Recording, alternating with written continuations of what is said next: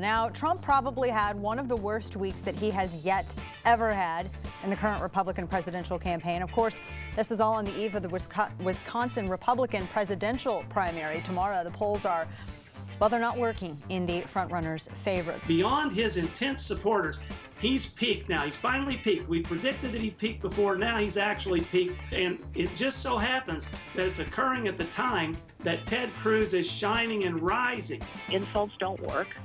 Policies matter. And nothing's being stolen from him. But he is being, I think, out-hustled on the ground. And isn't that what elections are about? It is. That is what elections are about. It seems a little social justice warrior to say that because your opponent's working harder than you are at securing delegates, that somehow you're being robbed. I think I've heard this somewhere before at a Black Lives Matter rally.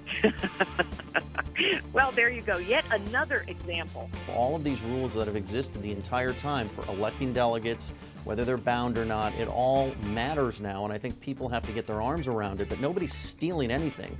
Cruz is simply better at working the rules than Donald Trump, at least so far. Both Ted Cruz and Bernie Sanders claim huge Wisconsin victories last night and slowing the momentum of both Donald Trump and Hillary Clinton. Voter confidence in Ted Cruz's electability this November is increasing. I saw it increasing after exits for the second Super Tuesday results. And then I saw it last night. Although it was a smaller percentage of voters, it's still a growing sign that people are really transferring that voter confidence to Cruz. It was not a very good night for Trump, who had a very interesting statement that he released. That was some of the best news Ted Cruz got last night. It was Trump doubling down on sort of this knuckle dragger act. I mean, that is the kind of statement that a couple of millennials hanging around debating DC versus Marvel in mom's basement while downing heaters and Mountain Dew Code Red put out a statement like that, Dana. Not like a real presidential campaign.